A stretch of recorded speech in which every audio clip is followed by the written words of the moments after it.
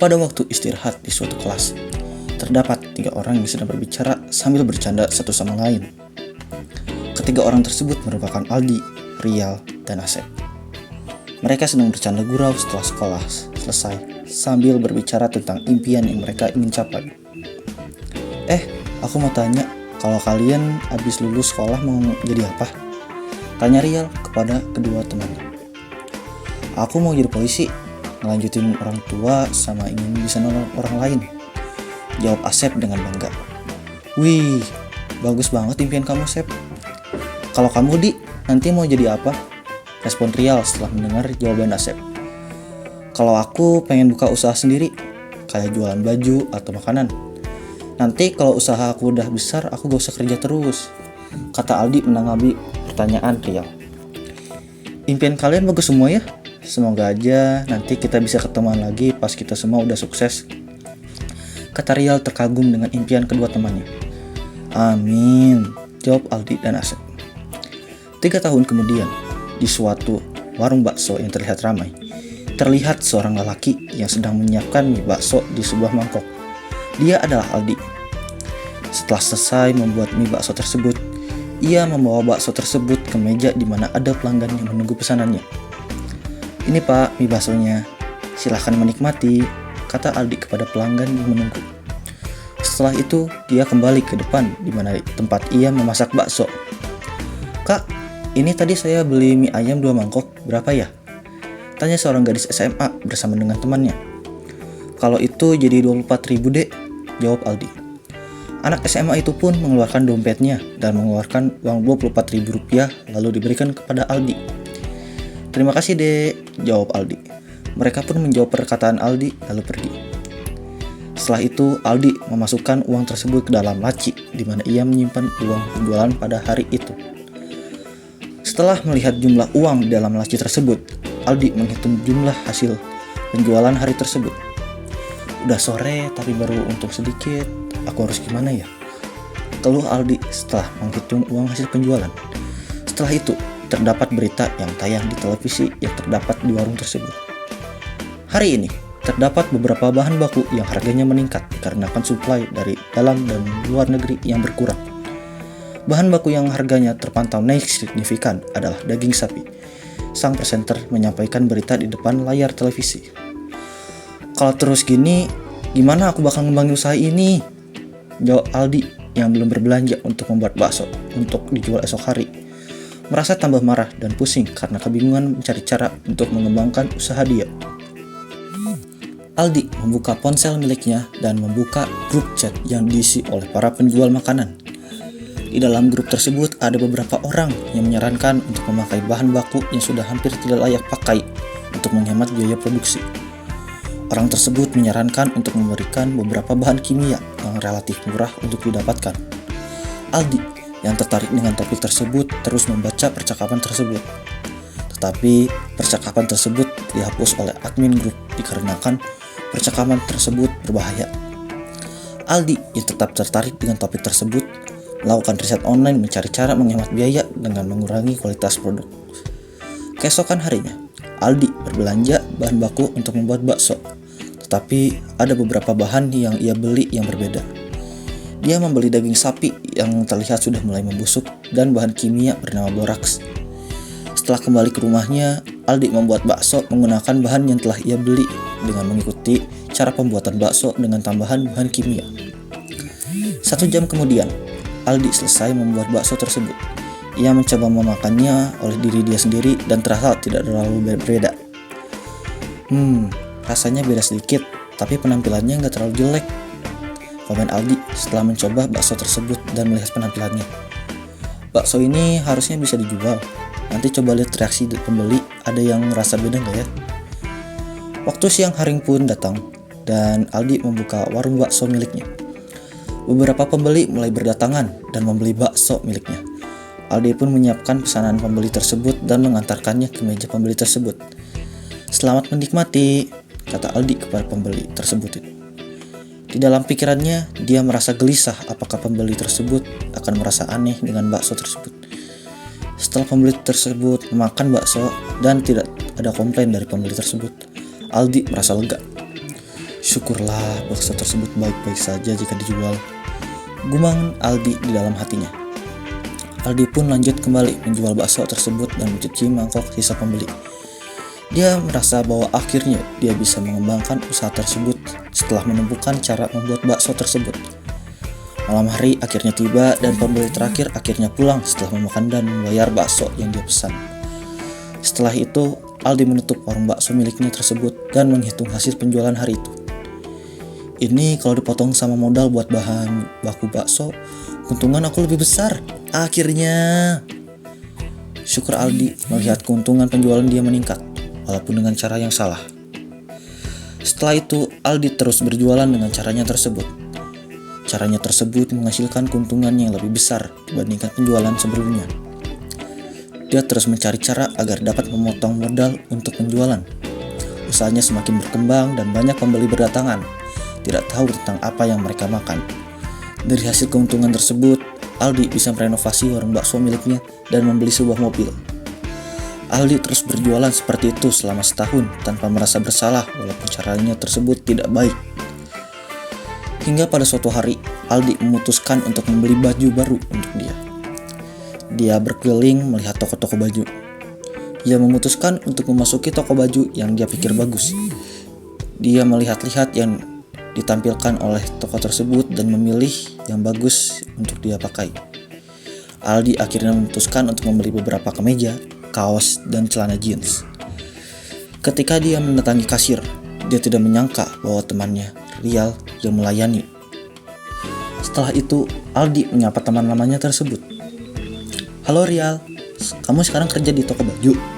Sapa Aldi kepada teman lamanya di depan kasir. Halo Aldi. Ya bisa dibilang aku kerja di sini sih, soalnya aku yang punya. Sapa balik Rial sambil memberitahu Aldi bahwa dia juga mempunyai usahanya sendiri. "Wih, kamu ngerintis usaha juga Yal?" Jawab Aldi terkejut dengan perkataan temannya. "Oh iya dong, lihat kamu yang ingin jadi wirausahawan.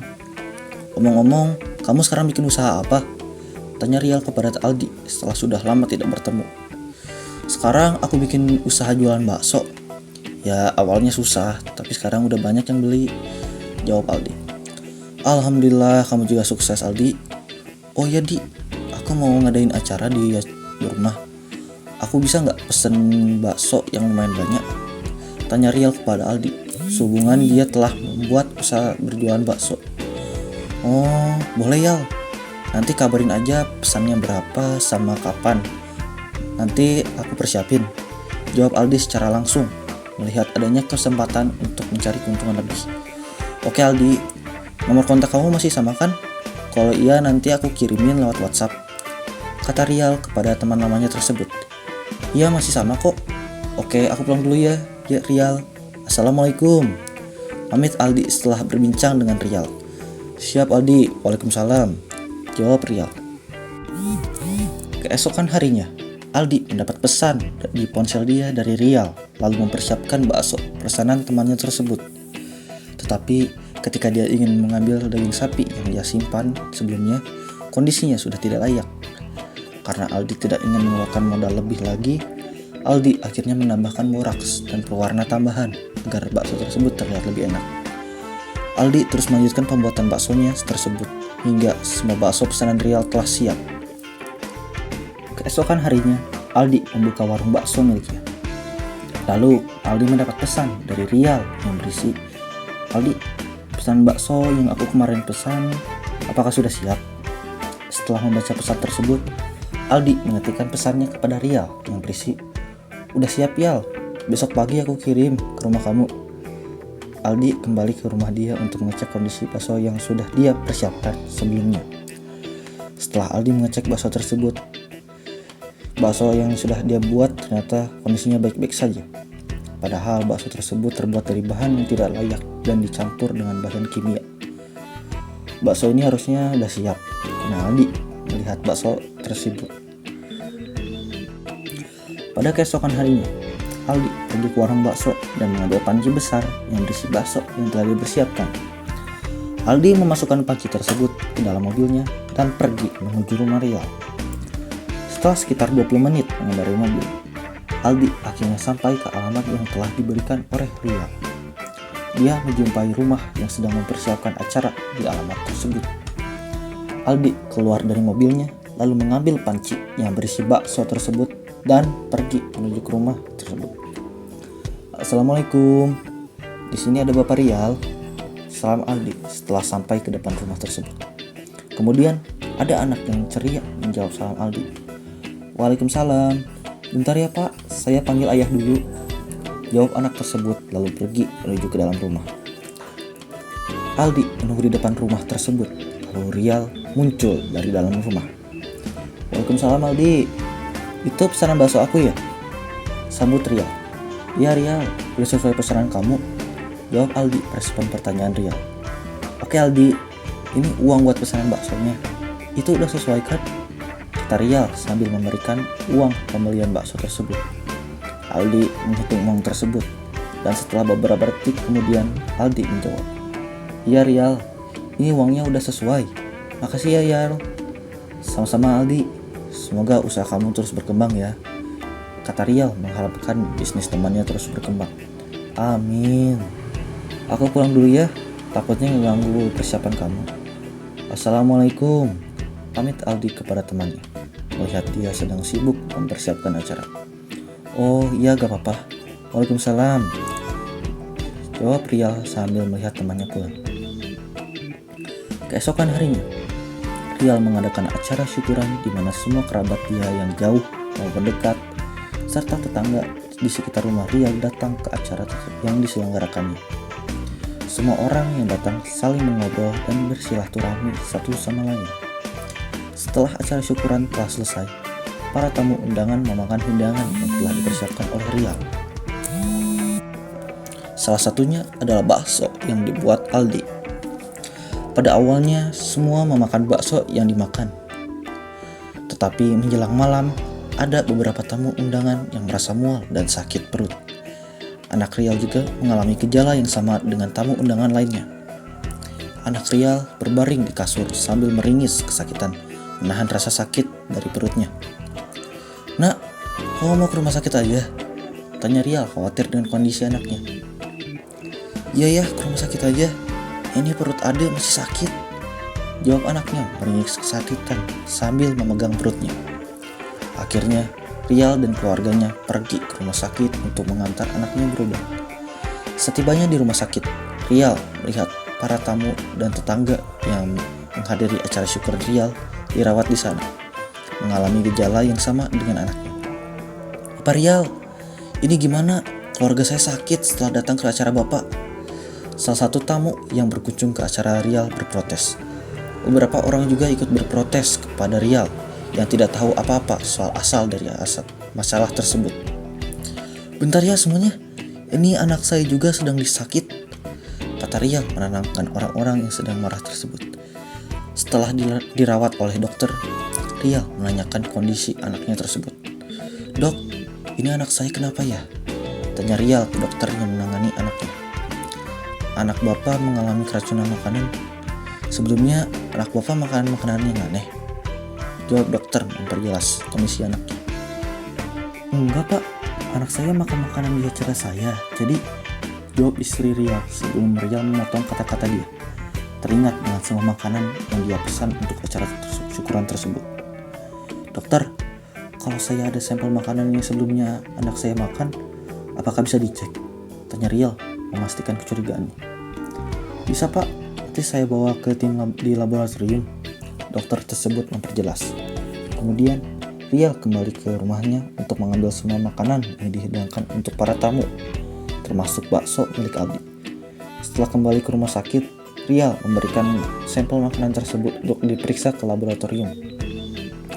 Setelah sekitar setengah jam kemudian, seseorang yang berasal dari laboratorium datang menemui Rial. Bapak yang bernama Bapak Rial? Tanya orang tersebut.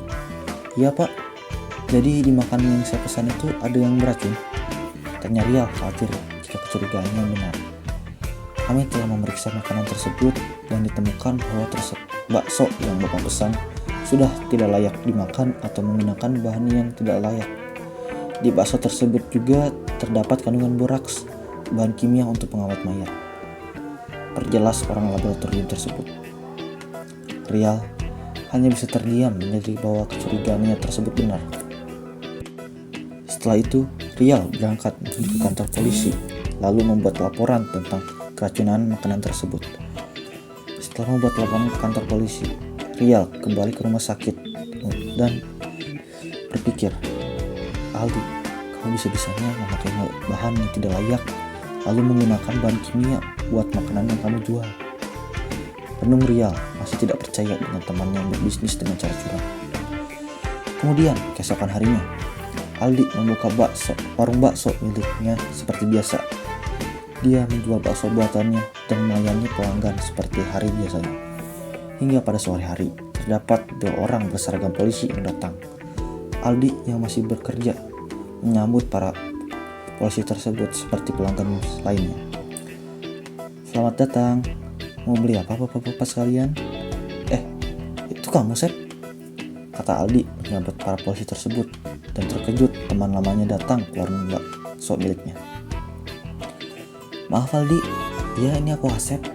Di sini kami dari kepolisian meminta kamu ikut kami buat melakukan pemeriksaan di kantor polisi, kata Asep, teman lamanya Aldi, memerintah Aldi.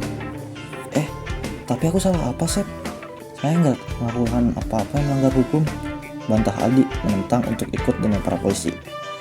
Tapi kami sarankan Bapak untuk ikut dengan kami. Di sini kami memiliki surat pemanggilan untuk Bapak. Jika Bapak masih menolak, maka kami akan membawa Bapak dengan paksa. Jawab para polisi tersebut, memerintahkan Aldi untuk ikut ke kantor polisi. Ayo Di, aku juga gak mau masalah yang kamu hadapin ini tambah parah. Ingat Asep masih tidak percaya temannya tersebut melakukan hal yang curang ketika berbisnis. Baiklah Pak, saya tutup terlebih dahulu warung saya. Dengan rasa enggan, Aldi tetap mengikuti kata polisi tersebut dan menutup warung miliknya. Lalu ikut dengan para polisi tersebut masuk ke dalam mobil polisi menuju kantor. Dalam perjalanan, Aldi bertanya kepada bapak polisi, Asep, aku bisa tahu nggak kenapa aku dipanggil oleh polisi? Tadi pagi kami mendapat laporan bahwa adanya keracunan massal dari sebuah acara. Ketika pasien keracunan massal diperiksa di rumah sakit, ditemukan bahwa penyebab keracunan tersebut adalah makanan yang tidak layak. Jawab Asep menjelaskan kembali permasalahan yang menjerat Aldi. Dikabarkan bahwa ada sekitar puluhan orang yang keracunan makanan, termasuk anak dari keluarga yang mengadakan acara. Tambah salah satu polisi. Seketika Aldi merasa takut. Dia sadar bahwa bakso yang dikirim untuk pesanan Rial menggunakan bahan-bahan yang sudah tidak layak dan memakai bahan kimia yang berbahaya. Aldi merasa dia telah melakukan hal yang seharusnya tidak dia lakukan selama ini. Aldi juga merasa bersalah atas apa yang dialami oleh anak Rial. Asep, temannya Aldi, tidak bisa berbuat apa-apa untuk temannya. Dia ingin membantu Aldi dan tidak percaya temannya melakukan hal seperti itu. Tetapi sekarang dia sedang bertugas sebagai polisi, sehingga dia harus bersikap profesionalitas, tidak membawa emosi diri sendiri dalam pekerjaan.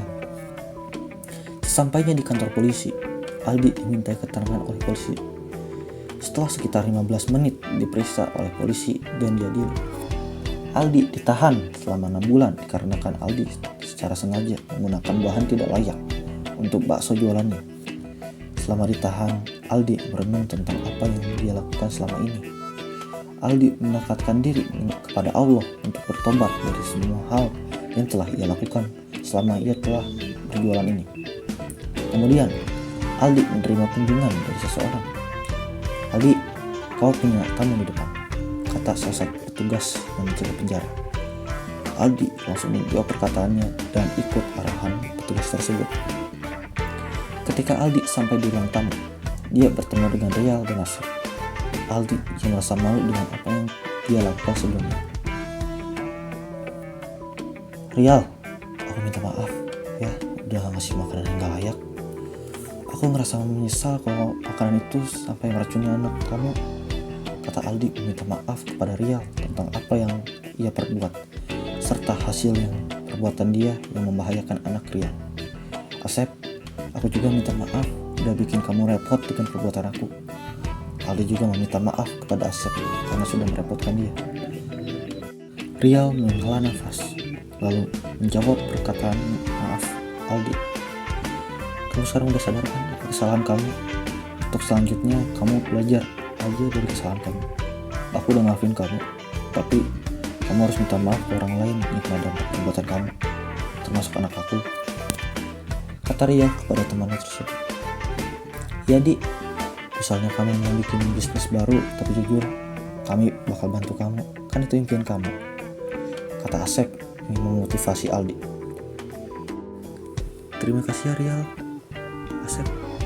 Walaupun aku udah ngelakuin hal yang salah, tapi kalian ngasih kesempatan kedua. Air mata Aldi berkucuran. Berterima kasih dengan kedua temannya yang terus membantu walaupun telah melakukan kesalahan. Allah aja bisa maafin hambanya, kenapa kita enggak? Kata Rial sambil menenangkan Aldi.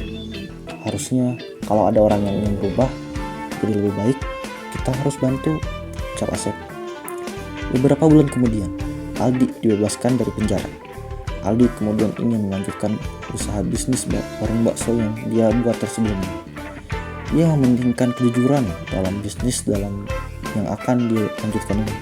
Tetapi masih banyak yang tidak percaya dengan bakso yang dia jual, karena bakso yang dia jual dulu menggunakan boraks.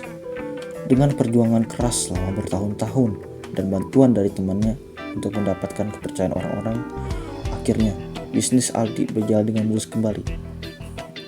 Pelanggan yang dulunya tidak mau membeli bakso Aldi akhirnya kembali lagi karena kualitas bakso yang bagus dan kejujuran Aldi yang berjualan. Tamat.